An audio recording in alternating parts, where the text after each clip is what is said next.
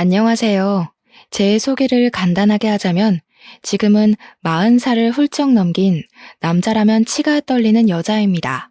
30대 후반, 젊다면 젊은 나이, 먹을 만큼 먹었다면 먹은 나이에 이혼을 하게 된 한의사이기도 하고요. 제가 살아온 인생을 아주 짧게나마 털어놓고 싶어서 이 채널을 찾게 되었습니다. 여기엔 저처럼 파란만장한 결혼 생활 혹은 결혼 준비를 하셨던 분들이 많더라고요. 공감이 되기도 하고 제 이야기도 만만치 않은 터라 이렇게 찾아와 익명의 힘을 빌려 썰을 풀어봅니다. 다시 생각해도 황당하고 어이없고 화딱지가 치미는 이야기지만 속 시원하게 한번 털어보겠습니다.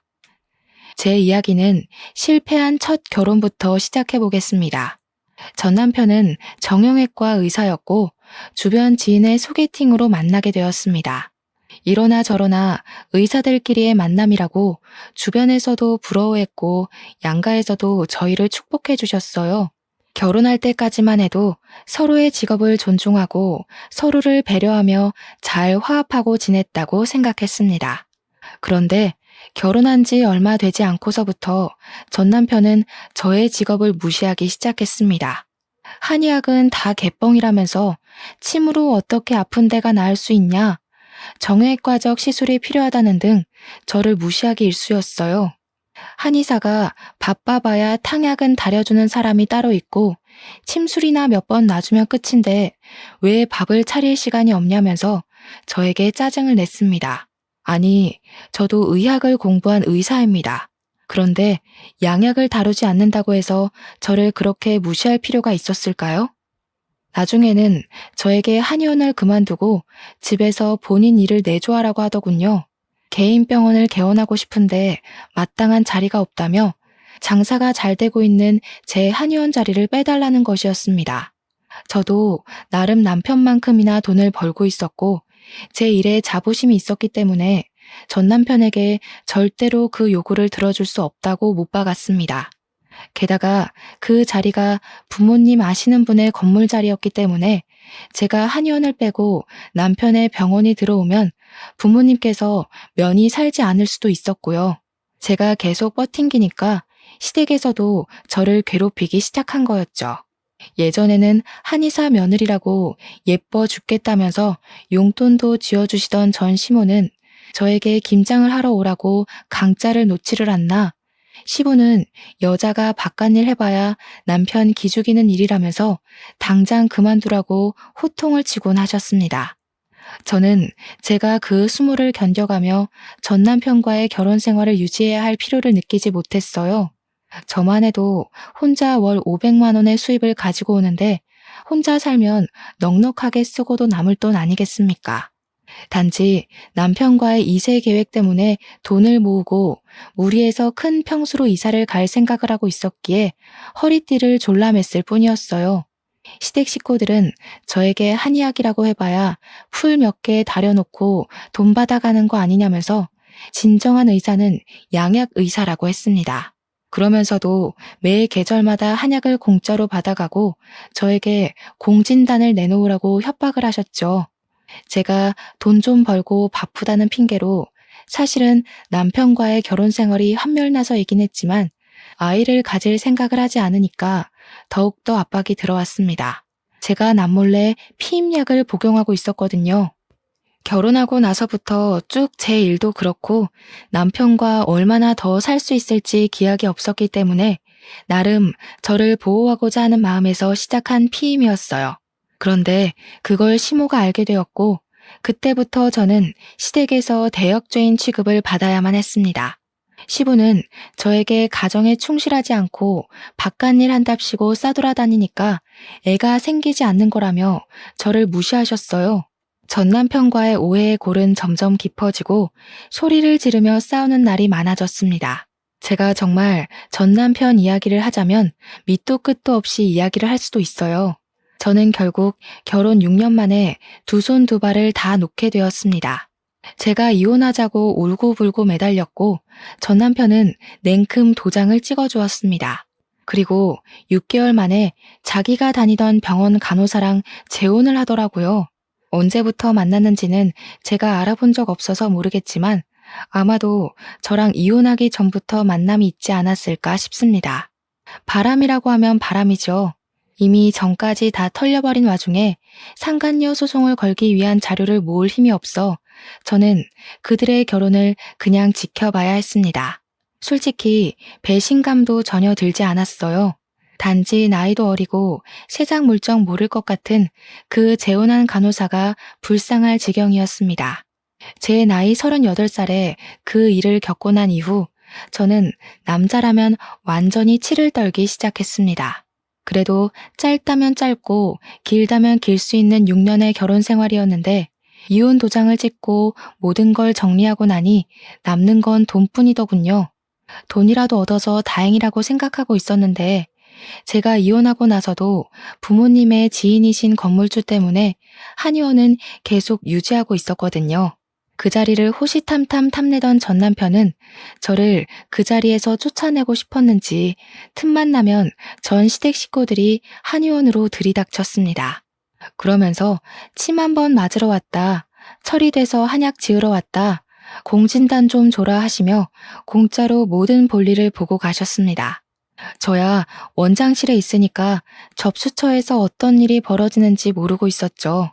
내가 이 집 시부모였던 사람이야 하면서 직원들을 협박해가며 공짜로 모든 볼일을 보고 있었다는 사실을 뒤늦게 알았습니다. 말도 안 되는 이야기를 해대면서 불이익을 주겠다고 직원들을 협박하는 바람에 저한테 속 시원히 털어놓지도 못했더라고요. 시댁 식구들뿐만 아니라 시부모의 지인까지 저희 한의원을 찾아와 공짜 진료를 보고 나서야 알게 되었습니다. 저는 이대로는 안 되겠다 싶은 마음에 직원들에게 진심으로 사과를 하고 한의원을 정리했습니다. 다른 동네로 이사를 가든지 해야 제 마음이 편할 것 같았거든요. 저한테 뭐 맡겨둔 사람처럼 한약을 내놓으라고 하는데 저는 전 시모가 약초라도 캐온 줄 알았다니까요. 제가 이사를 결심하고 건물주분께 이 자리에 정형외과 계약만큼은 하지 말아달라고 했어요. 제 사정을 다 알고 계신 덕분에 알겠다는 답변을 받았지만 또 건물주 입장에서는 하루빨리 공실이 비어야 하는 것도 있어서 제가 그러지 마시고 만약 전 남편이 계약을 하러 오면 월세를 2배 받으시라고 일러두었습니다. 당연히 전 남편이 그 자리를 차지하기 위해 들이닥쳤고 건물주분은 저와의 약속대로 월세 2배의 계약을 했고 한의원의 특성이 좋아서 찾아오시던 분들도 그 자리에 정형외과가 들어오니 자연스레 다른 한의원을 찾아가셨더라고요. 파리만 날리다가 잔뜩 월세만 밀리고 쫓겨났다고 들었습니다. 이래서 의사도 의사 나름이지 무작정 개원한다고 다 잘 되는 것도 아닌가 봐요. 속으로 얼마나 고소했는지 모르겠어요. 저는 그 이후로 신도시로 이사를 했습니다. 어차피 혼자 사는 인생인데 큰 집도 필요 없겠다 싶어서 오피스텔 하나 잡고 나름 신식 건물에 보증금 빵빵하게 채워서 한의원을 차렸습니다. 인테리어를 신식으로 싹 바꾸니까 깔끔하고 고급스러운 분위기가 나더라고요. 요즘은 시선을 사로잡는 그런 분위기가 중요하다고 인테리어 업자가 비싼 돈 주더라도 한 번에 잘해보자고 하더니 정말 그 말이 딱 맞는 게 아니겠어요? 솔직하게 말하자면 애들을 상대로 하는 진료가 정말 돈이 잘 되긴 하거든요. 죽어서도 남는 건 돈이라는 마음으로 한의원을 운영하기 시작했습니다. 처음에는 아무래도 생긴 지 얼마 안 된 한의원이다 보니 손님이 별로 없었는데 제가 침을 잘 놓는다는 소문이 맘카페에 돌았대요. 애 어른 할 거 없이 점점 줄을 서서 저에게 진료를 받기 시작하셨죠. 한약도 보통은 6개월에 한 번씩은 권장을 드리거든요. 소아 같은 경우에는 면역력 증진, 밥 잘 먹는 한약, 키 크는 한약을 내세워서 팔았더니 정말 하루 종일 탕약기가 쉬는 날이 없을 정도로 바빠졌어요. 어르신들도 제가 침 맞으시면 쑥뜸이나 부항도 공짜로 해드리고 했더니 좋다고 매일같이 오셔서 진료받고 가셨고요. 그러다 보니 환자가 어마어마하게 늘어났고 매일같이 도장을 찍는 단골분들도 생겼습니다. 제가 또 성격이 할 말 다 하는 성격이긴 하지만 일할 때는 친절한 척 착한 척하며 진료를 봐서 그런가 평이 점점 좋아지더라고요. 여자는 결혼하면 손해라는 말이 있지 않습니까? 그 말이 딱 어울리게 혼자 사니까 너무 여유롭고 좋더라고요. 항상 저녁 시간이 저에게는 전쟁이나 다름없었거든요. 이유는 역시 남편에게 차려줘야 하는 저녁 식사 때문이었죠. 일을 마치고 부랴부랴 준비해야 했기 때문에 제가 좋아하는 반찬이 아니라 반찬 가게에서 사온 반찬들로 준비해야 했어요. 빠르고 간편하게 후다닥 준비할 수 있는 반찬과 국 위주로 준비하다 보니 어느 날부터 제가 무슨 음식을 좋아했었는지를 모르겠더라고요. 그런데 혼자 살기 시작하면서 외식도 하고 혼자 먹고 싶은 요리를 해서 먹기 시작하니까 정말 천국이나 다름없는 기분이 들었습니다. 집도 오피스텔이긴 하지만 투룸에 드레스룸까지 딸려 있어서 혼자 살기 넓고 충분했어요. 우리 부모님만 전 남편이 재혼했다는 소식을 뒤늦게 접하시고는 저에게 제가 뭐가 못난 게 있어서 혼자 궁상을 떠냐고 하셨습니다. 은근히 전 남편이 재혼하고 저는 혼자 산다는 게 지는 느낌이 드셨나 봐요. 선자리를 막 들이미시더라고요. 몇 번 속아서 혹시 부모님의 애원에 선자리에 나가보긴 했는데 영 마음이 내키지 않고 불편했습니다. 여러분, 자만추라는 말 아세요? 자연스러운 만남 추구라는 요즘 애들이 쓰는 말이래요. 근데 저는 그 말이 가슴에 콕 박히더라고요. 자연스럽게 만나서 물 흐르듯이 그런 연애가 하고 싶었습니다. 물론 결혼을 하라고 하면 싫다고 도망갈 것 같았지만요. 아무튼 선자리를 4번 정도 나갔을 때 도저히 안 되겠다 싶어서 그 뒤로는 부모님이 들이미는 선자리를 피해 다녔어요. 한의원에 몰두해서 운영하고 있었던 와중에 문득 그런 생각이 드는 게 아니겠어요? 제가 너무 햇볕을 안 보고 사는 것 같은 거예요. 한의원 건물 창가에서 바깥을 내려다보는데 너무 날씨가 화창하고 좋아 보이더라고요. 창문으로 맞는 공기의 냄새가 아니라 바깥에 나가서 온몸으로 그 공기를 물씬 느끼고 싶었습니다. 하루 종일 한의원에만 있으니까 한약 냄새만 나는 것 같고 몸에서도 약초의 향기가 나는 것 같고 그래서 혼자 달리기를 하기로 했어요. 요즘은 런데이라고 해서 달리기를 체크해주는 그런 핸드폰 앱도 있더라고요. 새로 이사 온 집이 신도시다 보니 공원이 잘 되어 있는 편이어서 괜찮겠다 싶은 마음에 공원으로 달리기를 하러 다녔습니다.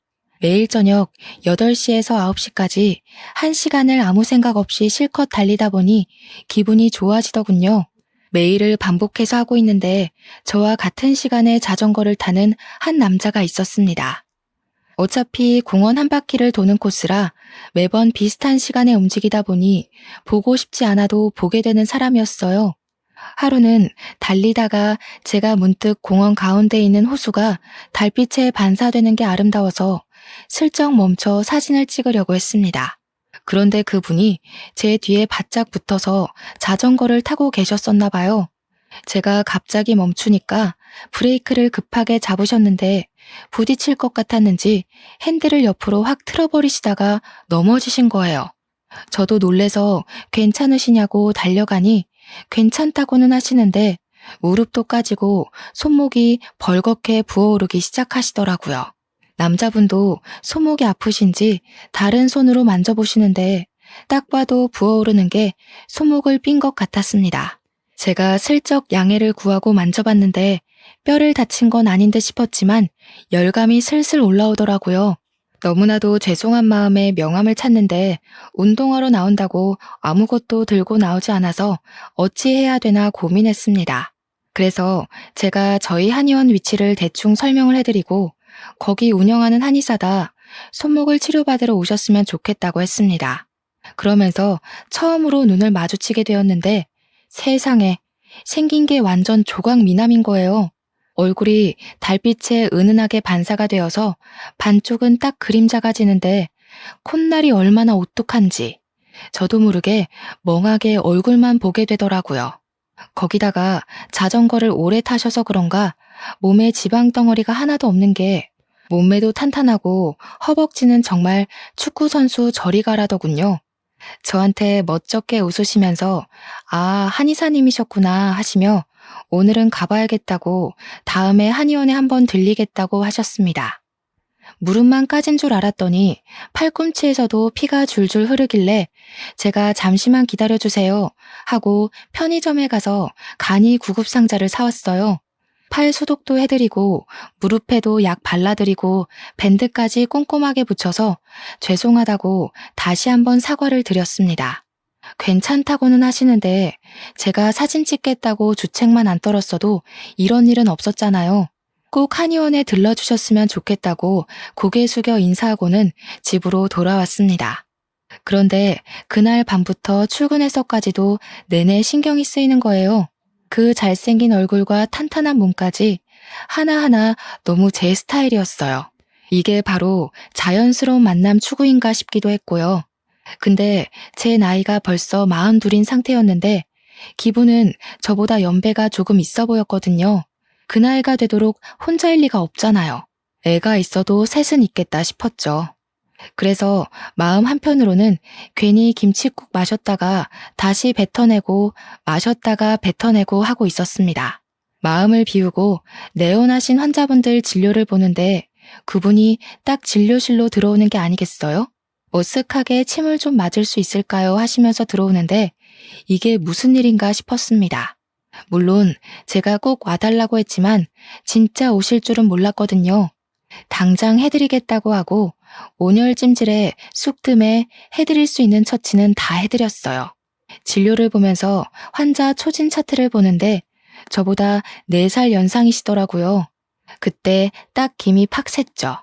4살 차이는 궁합도 안 본다지만 제 나이가 벌써 42인데 저분은 대학생 아들이 있어도 이상하지 않을 나이였으니까요.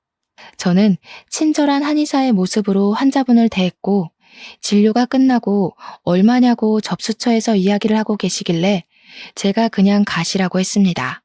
이미 직원들에게도 다 이야기를 해뒀던 터라 부담 갖지 마시고 가시라 했더니 저보고 딱 그러시는 겁니다. 앞으로도 계속 와서 진료를 받고 싶으니까 정당한 값을 치르게 해달라고요. 한참을 저 때문에 다치셨으니 다 나을 때까지 공짜로 해드리겠다. 그분은 손목 나아도 계속 오고 싶으니 돈을 받아달라. 그런 싸움을 계속하다가 합의를 보았습니다. 10번만 공짜로 해드리겠다고요. 저한테 5번만 공짜로 받겠다고 끝까지 그러시는 거 10번 안 채우시면 안 된다고 못을 박았습니다. 그 뒤로 진짜 매일같이 와서 침 맞고 치료받고 하시는 거예요. 딱 10번 채우고 나서는 11번째부터 웃으면서 카드를 내미시는데 돈을 안 받을 수가 없겠더라고요. 저한테 한약도 짓고 싶다고 이야기를 하시길래 진맥을 짚어보았어요. 그러고는 이렇게 저렇게 하시면 좋겠다고 추천을 드리면서 은근히 저도 떠봤죠. 와이프분이나 자식들 한약은 안 지으세요? 하고요. 제가 생각해도 너무 똑똑한 질문이었다고 생각합니다. 그러니까 저한테 설핏 웃으면서 저 아직 미혼입니다 하시는 게 아니겠어요. 제 얼굴에서 진짜 밝은 웃음이 티가 났을지도 몰라요. 속으로 유레카를 외쳤거든요. 그 뒤로 제가 진짜 홀라당 넘어가서 머릿속에 이 남자는 미혼이다 미혼이다 이 생각밖에 없었어요. 그 뒤로 그분은 일주일에 2-3번은 저희 한의원에 와서 치료를 받으셨고 저녁에는 같이 달리기를 했어요. 자전거를 타는 게 시원하고 기분 좋다고 하시더니 제가 자전거를 못 탄다고 하자마자 자전거를 두고 나오시는 거예요. 저랑 속도를 맞춰서 같이 달려주시는데 진짜 20대에도 못 느껴본 설렘과 몽글거림이 가슴속에 콕 박혀서 떠나질 않더라고요. 이렇게 계속 뜨뜨미지근하게 지내니까 저도 이 남자가 점점 더 궁금해지기 시작했어요. 은근히 무슨 일을 하시길래 낮에도 침을 맞으러 오시냐고 물어보니까 자기는 재무관리사라고 하더라고요. 재무관리사라고 하면 주식이나 투자 이런 거 생각하지 않겠어요? 직업까지도 너무 멋있는 거죠. 제가 멋있다고 하니까 한의사가 더 멋있는 직업 아니냐고 하는 거예요. 여성이 전문적인 직업을 가지고 있는 게 훨씬 가치 있는 거라고 말을 해주는데 순간 울컥하더라고요. 전 남편이 저를 얼마나 무시했었는지 막 그때 기억이 나면서 제 가치를 알아준다는 게 너무 행복했어요. 그래서 저도 모르게 제 전 남편이 이런 마인드였으면 참 좋았을 텐데 하고 말했습니다. 그랬더니 저한테 이혼을 하셨냐고 물어보더라고요. 숨길 것도 아니니 이혼했다고 이야기를 했죠. 몇 년 전에 했고 미련 있는 건 절대 아니라고 덧붙이니 저에게 안도의 한숨을 내쉬며 다행이래요. 기혼일까봐 조마조마했다고 하는 겁니다.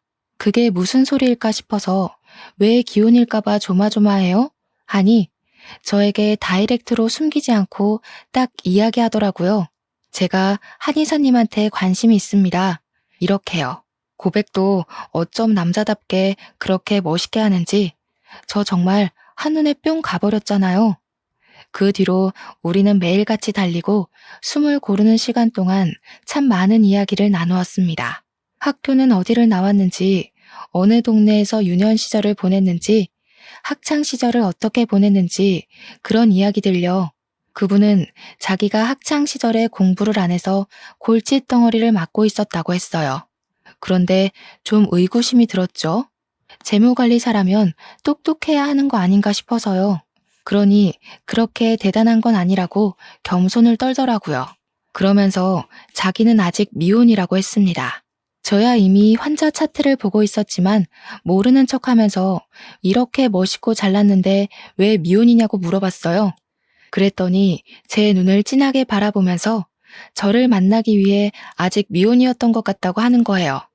그날부터 저희는 정말 정식으로 사귀기로 했습니다.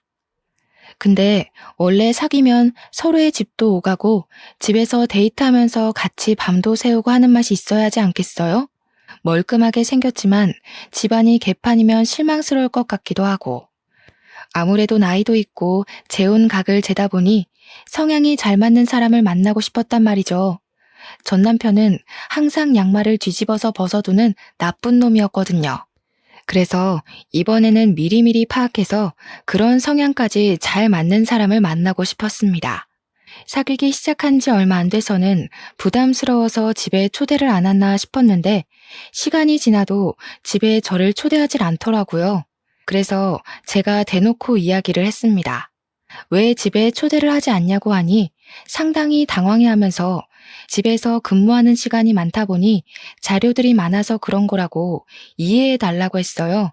아무래도 개인정보가 어쩌고 저쩌고 하면서 변명을 하는데 생각해보니 재무관리사니까 그럴 수 있겠더라고요.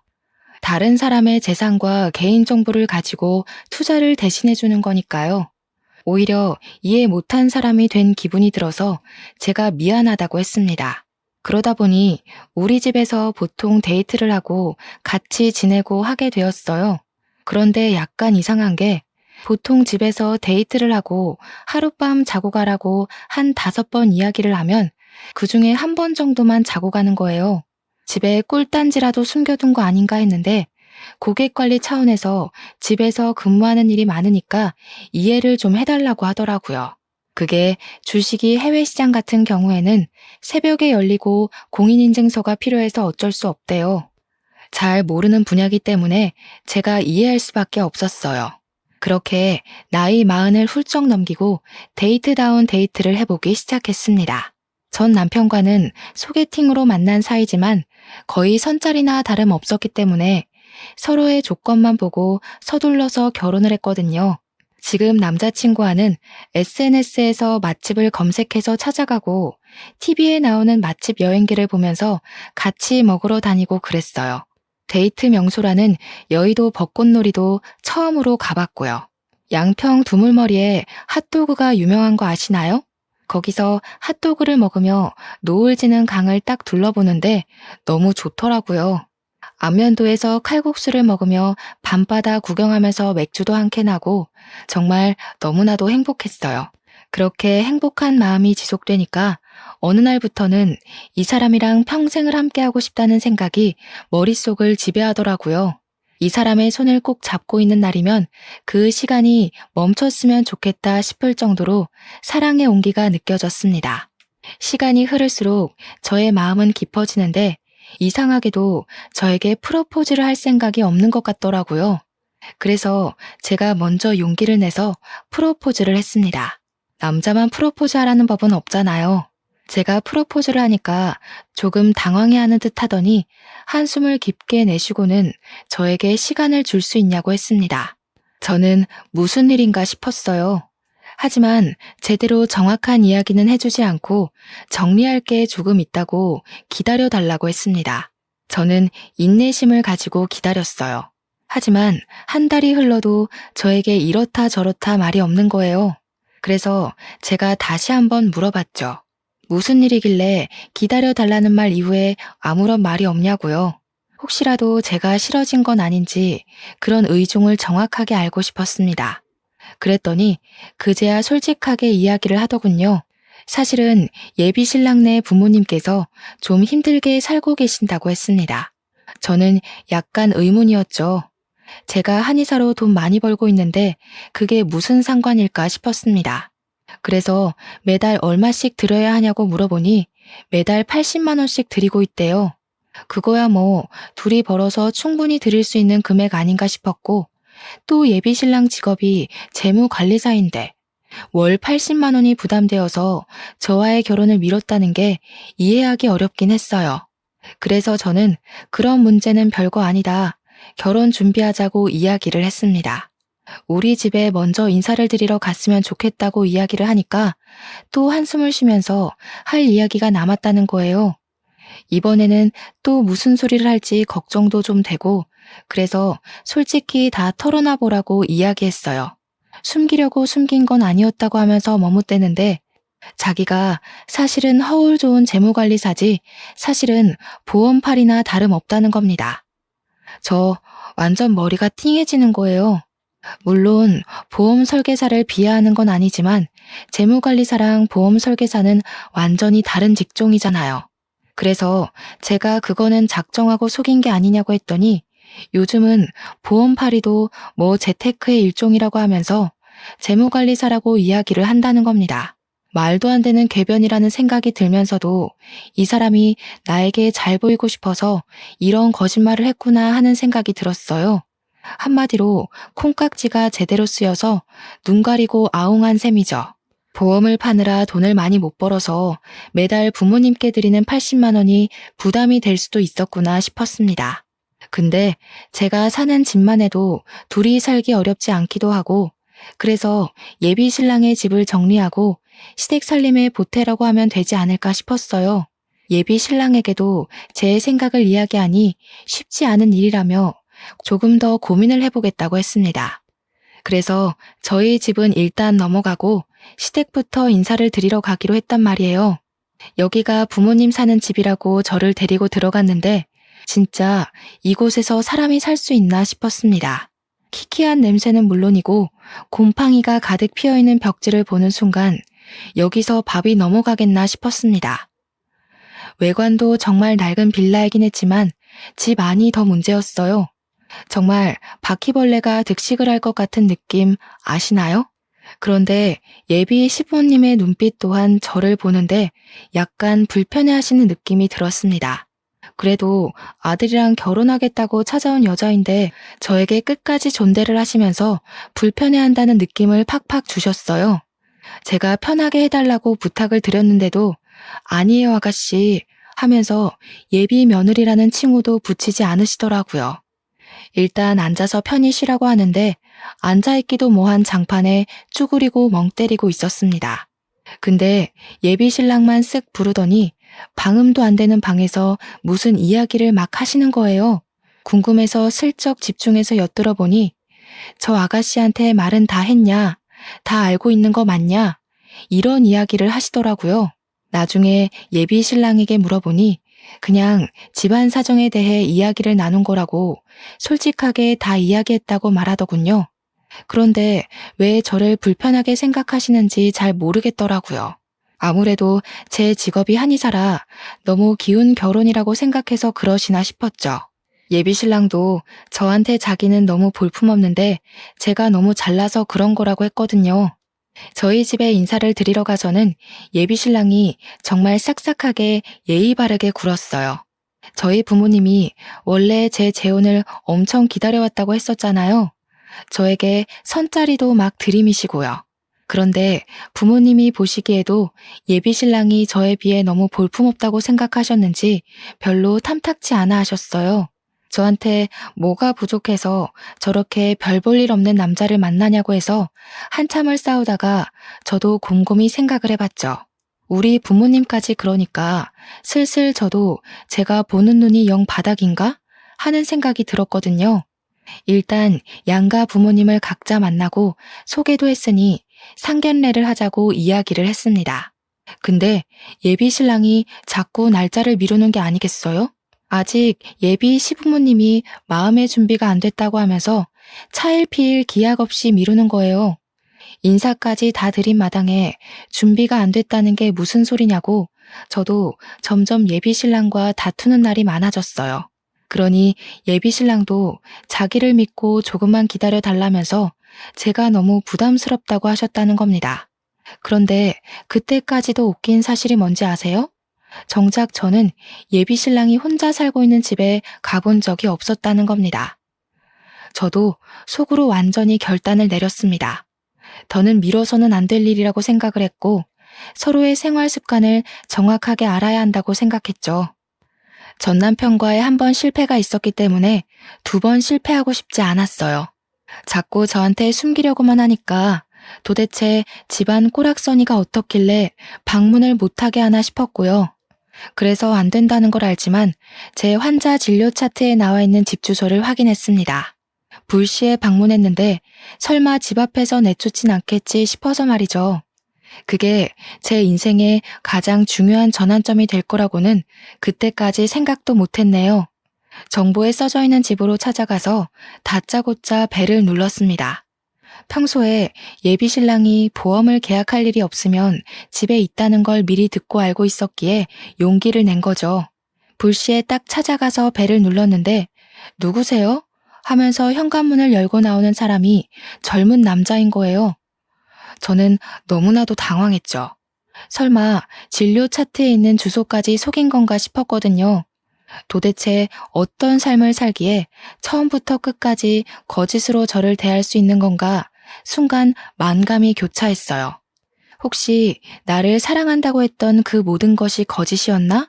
하는 생각도 들고요. 끽해봐야 대학생 정도로 보이는 남자한테 저는 살짝 떨리는 목소리를 가다듬고 물어봤어요. 여기가 김진성 씨 집 아닌가요? 하고 물어보니 저한테 맞는데 누구세요? 이러는 거예요. 맞는다고 하니까 더 혼란스러운 거 있죠? 그래서 김진성 씨는요? 하고 예비 신랑을 찾았습니다. 조카랑 살고 있는 건가 싶어서 이야기를 들어봐야겠다 생각했어요. 그런데 갑자기 그 대학생 정도로 보이는 남자애가 아빠 손님 왔는데 이리 와봐 하는 게 아니겠어요. 저는 정말 입을 떡 벌리고 아무 말도 할 수가 없었습니다. 순간 머리에 진짜 망치를 맞은 듯한 기분이었습니다. 대학생으로 보이는 아들이 존재한다니. 저한테 분명히 미혼이라고 했고 그동안 아들의 존재나 결혼을 했었다는 이야기를 한 적이 없었거든요. 이게 다 무슨 일인가 싶어서 멍하니 집을 바라보는데 사각 팬티 바람으로 누군데? 하고 나오는 남자가 제 예비 신랑인 거예요. 눈을 여러 번 비비고 봐도 제 예비 신랑이었습니다. 저도 놀라고 예비 신랑도 놀라고 아빠라고 부른 남자애는 뭐야? 하고 보고 있고 예비 신랑이 야, 문 닫아 하고 소리를 치는데 제가 발로 문을 턱 막았습니다. 그러자 문을 닫으려던 예비 신랑의 아들이 놀래서 저를 쳐다보더라고요. 저는 문을 못 닫게 막고는 그 앞에서 배신감에 가득 찬 얼굴로 버티고 서 있었어요. 그러니까 글쎄 웬 여자가 집에서 슬쩍 나오더니 누구세요? 이러는 거 아니겠어요? 그 꼴을 보고 저는 확신이 들었죠. 부인이구나 싶었습니다. 남자애는 모르겠다고 아빠 손님인 것 같은데 그러고 있고요. 저는 성격이 할 말 다 하는 성격이라고 했잖아요. 그 꼴을 보는 순간 결혼이고 나발이고 아무 생각도 들지 않았어요. 그냥 그 집안으로 쑥 들어가 버렸습니다. 웬 여자가 갑자기 집으로 들어오니 사정을 알고 있는 예비 신랑만 혼비백산이 되고 와이프로 보이는 여자와 아들인 남자는 저를 미친년 보듯 보더군요. 그날을 다시 생각해도 너무 어이가 없고 황당하고 진짜 열이 받네요. 아무튼 다짜고짜 들어가서 이야기들 좀 하시죠 하니까 다들 어리둥절해 하는데 예비신랑, 아니 그 미친놈만 벌벌 떨더라고요. 그래서 제가 거기서 당당하게 말했습니다. 제가 저 남자랑 결혼을 약속한 사이거든요. 물론 와이프가 있다는 이야기도, 다 큰 아들이 있다는 이야기도 못 들었습니다. 혹시 저랑 결혼하기로 했다는 이야기를 들은 적 있나요? 그러니까 아들도 와이프도 전부 기겁을 하면서 미친 거 아니야? 누가 미친 거야? 전현이 미친 거야? 네가 미친 거야? 난리가 나더라고요. 머리가 지끈거리면서 아파지는데 저도 이대로 당하고만 있을 수 없잖아요. 확실하게 끝을 내더라도 저를 속인 저놈이 벌은 받고 끝나야 하지 않겠어요? 저도 몰랐어요. 저한테는 미혼이라고 했거든요. 저랑 여행도 잘 다니고 저희 집에서 자주 밤을 새웠기 때문에 꿈에도 생각 못했습니다. 거기다가 제가 저 미친 인간네 부모님까지 만나 뵙고 인사를 드렸거든요. 거기서도 저에게 유부남이라는 이야기는 하지 않았습니다. 제가 정확하게 이야기를 하니까 와이프라는 사람은 분노에 벌벌 떨고 아들이라는 사람은 경멸의 눈초리로 저와 예비신랑을 쳐다보더군요. 저도 진짜 그 자리에서 정신력으로 버텼지 아니었으면 기절을 했을지도 모르겠네요. 그제야 이야기를 와이프가 풀어두는데 알고 보니 혼인신고는 하지 않은 사실혼 관계라고 하더군요. 저도 어이가 없어서 사실혼에 애까지 두고 사냐고 그게 뭐냐고 물어보니까 여자가 자기네 나라에서는 그렇게 산다는 게 아니겠어요? 자세히 보니까 조금 이국적으로 생긴 것 같길래 어디 나라에서 왔냐고 물으니 프랑스 혼혈이라고 하더군요. 프랑스에서는 혼인신고 같은 거 안 하고 사실혼을 다 인정한대요. 알고 보니 예비 신랑이 프랑스에 배낭여행을 갔을 때 첫눈에 반한 여자를 보쌈하듯 데리고 온 거라고 했어요. 두 번째 만남에 뱃속에 이미 새 생명을 잉태해버려서 한국으로 데리고 온 거라고 하더군요. 아무래도 친정이 프랑스라서 아들이랑 같이 왔다 갔다 하는 사이에 바람을 피운 것 같다고 했습니다. 시부모도 자기가 프랑스 혼혈이라서 싫어했다면서 자기가 다다음 주에 프랑스로 잠시 또 떠나 있는데 그동안 일을 진행하려고 한 것 같대요. 저한테 측은한 얼굴을 하며 똥 밟으셨네요 하는데 이 여자도 평범한 여자는 아니구나 싶었습니다. 아들은 예비 신랑 보면서 미친 거 아니냐고 화를 씩씩 내지 와이프는 저보고 똥 밟은 거라고 하지. 가운데서 머리가 터지는 줄 알았습니다. 그래서 제가 화를 참지 못하고 큰 소리를 내면서 말했죠. 야, 너도 뚫린 입이 있으면 말을 해봐. 이게 다 어떤 상황인지. 도대체 나랑 뭘 어쩌려고 그런 건지 말을 해보라고. 그러니까 그제야 세 명의 눈초리를 견디지 못하고 우물쭈물 입을 열더군요. 매달 80만 원의 양육비를 주면 다 해결될 거라고 생각했다면서 자기도 이렇게 아등바등 돈 버는 거에 눈돌아 사는 게 힘들었대요. 이 현실이 너무 싫고 지겨워서 조강지쳐버리고 저랑 결혼을 해버릴 생각으로 일을 꾸몄다고 했습니다. 도대체 저는 무슨 죄가 있어서 이런 남자를 만나게 된 걸까요? 제 생각은 하나도 하지 않고 본인 사는 게 척박해서 한의사인 저를 만나 팔자를 피고 싶었다는 게 그게 사람이 할 말인가요? 그러면서 예비 신랑이 지 와이프한테 오히려 소리를 막 지르더군요. 야, 내가 보험 팔면서 하루 벌어 하루 먹고 사는 처지에 네 비행기 값 대느라 얼마나 힘든 줄 알아? 나도 그 돈 모아서 여행 가고 싶고 비싼 옷 사입고 싶거든? 그것도 못 벌면서 나한테 같이 살자고 한국에 데려온 네가 더 양심 없는 거 아니야? 거기다가 바람을 피우고도 이렇게 당당해 네가? 갑자기 둘이 싸우기 시작하는데 저는 도대체 여기서 뭘 하고 있는 건가 싶었습니다. 그래도 마음에 남아있는 수상쩍음을 풀어보고자 여기까지 찾아온 게 신의 한 수라고 생각했어요. 정말 조상님이 도와서 제가 이 사기꾼에게 더 넘어가지 않고 일을 멈출 수 있게 된 거라고 믿게 되었습니다. 만약 그날 제가 집에 찾아가지 않고 덜컥 혼인신고를 했다면 어떤 일이 벌어졌을까요? 상상도 하고 싶지 않습니다, 정말. 그렇게 부부싸움하는 걸 한참 동안 어이없이 바라보고 있는데 아들이라는 놈이 이만 갑옷이라고 하는 겁니다. 근데 저도 점점 열이 뻗치고 이대로는 가만히 가서는 안 되겠다 싶은 생각이 들었어요. 그래서 신발을 신고 집안에 성큼성큼 들어가서 설거지통에 물을 가득 받아서 그 부부에게 뿌려버렸습니다. 부부싸움 하다가 물벼락을 맞고는 저를 빤히 쳐다보는데 진짜 두 눈을 찌르고 싶더군요. 야, 이 사기꾼 같은 년놈들아. 아주 끼리끼리 잘 만났다. 당신 혼인빙자 사기꾼으로 소송 걸 거니까 그런 줄 알아. 당신네 부모한테도 똑바로 전해. 정신 차리라고. 그래서 나한테 속인 거 다 말했냐? 솔직하게 말했냐? 뭐 그딴 이야기 한 거지? 그러니까 꿀먹은 벙어리가 돼서 눈알만 굴리더군요. 내 눈앞에 두 번 다시는 띄지 마라. 너 내가 아주 걷지도 못하게 만들어버릴 거니까. 아니, 누가 누구 보고 소송이래? 너도 상간녀야, 상간녀. 그래, 상간녀 소송 걸고 싶으면 한번 걸고 넘어져 봐. 저 인간이 나한테 미혼인 척한 거, 나 속인 거 아주 증거는 차고 넘치니까. 우리 나눈 대화부터 전화통화, 우리 병원에 방문해서 미혼이라고 한 것까지 전부 다 기록으로 남아있어. 누가 이기나 한번 해보자고. 소송비는 될 수 있고. 제가 열받아서 막 우다다 쏟아내니까 둘 다 아무 말 못했어요. 그러고는 뒤도 돌아보지 않고 그 집에 침 한 번 뱉고 나왔습니다. 하지만 저는 그 인간을 혼인빙자 사기로 소송을 걸 수 없었습니다.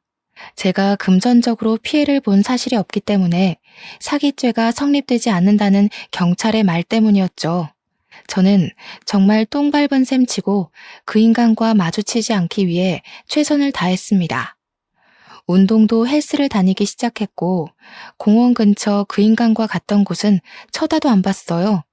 근데 그 뒤로 한 달 반쯤 뒤에 그 인간이 저희 한의원으로 찾아온 거 아니겠어요? 마누라랑 싸우고 완전히 갈라섰다고 프랑스로 가버렸다면서 다시 한번 잘해보자고 하더군요.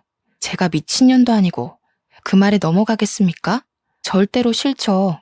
그래서 꺼지라고 악다구니를 쓰니까 저한테 계속 잘못했대요. 말로는 안 통할 것 같아서 탕약기에서 우리고 있던 한약재 찌꺼기를 그 인간에게 부어버렸습니다. 이게 무슨 냄새냐고 기겁을 하고 뒷걸음질 치는 그 인간에게 네 악취보다는 향기롭다고 당장 눈앞에서 꺼지라고 했죠. 그 뒤로 두 번 더 찾아왔을 때는 경찰에 영업방해로 신고해서 쫓아냈고요. 지금은 경찰이 무서워서인지 다른 여자를 찾은 건지 모르겠지만 잠잠합니다. 하지만 언제 다시 찾아올지 모른다는 불안함도 있고 집도 알기 때문에 저는 다시 이사 준비를 하고 있어요. 한의원도 다른 동네로 이사가고 집도 알아보고 있고요. 여러분, 세상에는 정말 미친놈들이 많은 것 같습니다.